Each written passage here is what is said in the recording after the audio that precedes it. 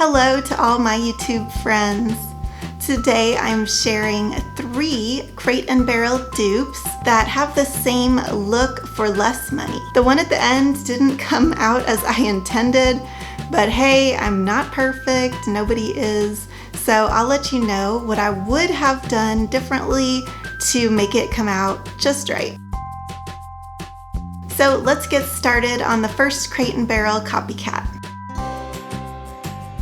Here is the piece from Crate and Barrel that we will be recreating. It is $20, but we are going to make it for free. You just need a few things that you may already have sitting around your house. Have you ever broken the glass on one of your picture frames? Well, that's what happened here, and getting a custom-sized piece of glass to replace it is probably just as expensive as buying a new frame. So we're going to give this little frame a new life. We're going to start by removing the hardware from the back of the picture frame. This video is part of the Look for Less challenge hosted by my friend Yami from the Latina Next Door, and her co-host is Courtney at Creative on the Cheap. There will be a playlist with a bunch of other Look for Less videos, so I will link that below. If you're stopping by my channel for the first time, let me introduce myself.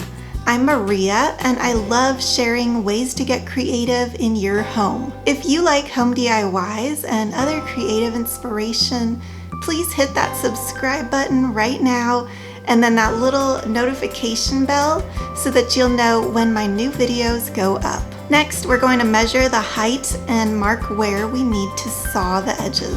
I don't have a strong electric saw, so this took some elbow grease, but it came out good and I just needed to do a little bit of sanding on those rough edges.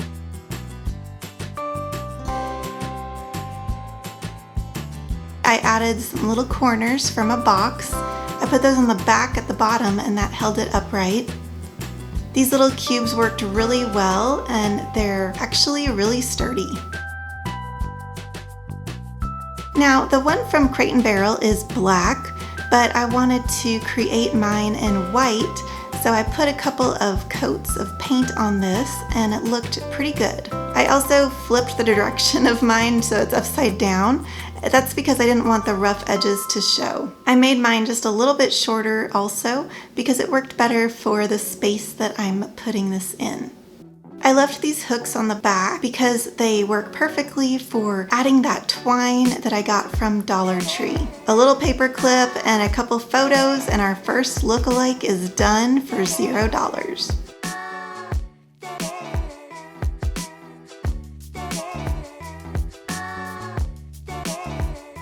If you thought that first copycat was easy, wait until you see this next one.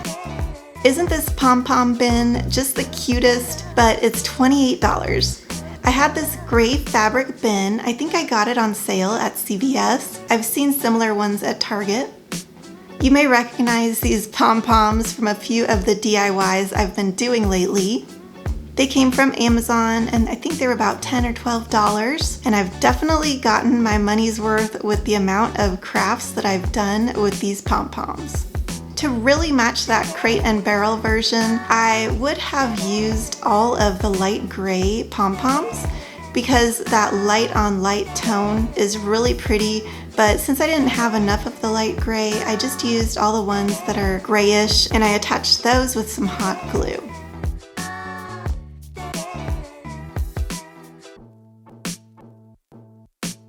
Here is mine versus the original.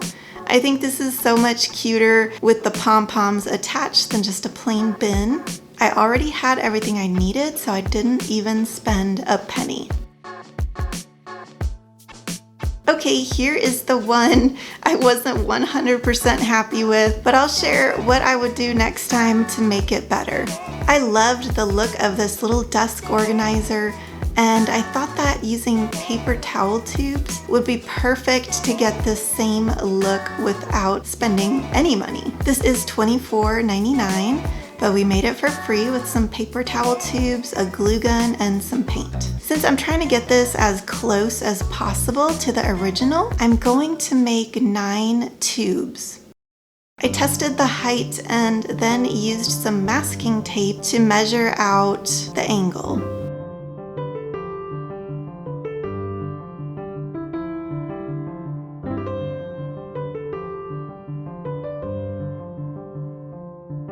Once I had cut one of the tubes, I used the scraps to make sure that all of the angles matched.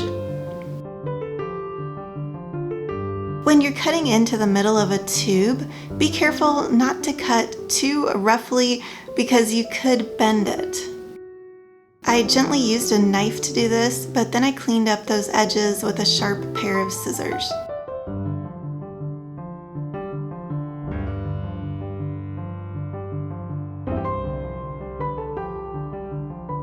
I figured out the best layout with the varying heights of the tubes, and I was looking at the crate and barrel version as inspiration.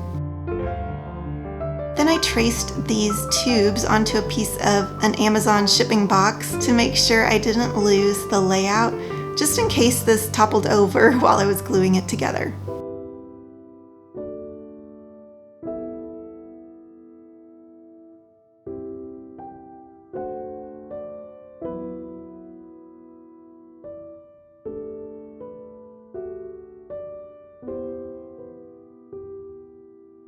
I added some spray paint, and here is where I wasn't very happy.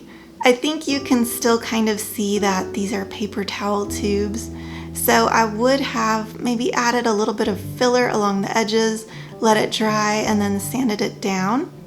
And I think that would have made the tubes look a little bit smoother. Another option for this project would be to use some plastic piping, but you would need a good saw if you did it that way. This was surprisingly sturdy, and I think adding that piece of cardboard at the bottom really helped this to be stable. Can you see how some of the corrugation of the box is showing at the bottom?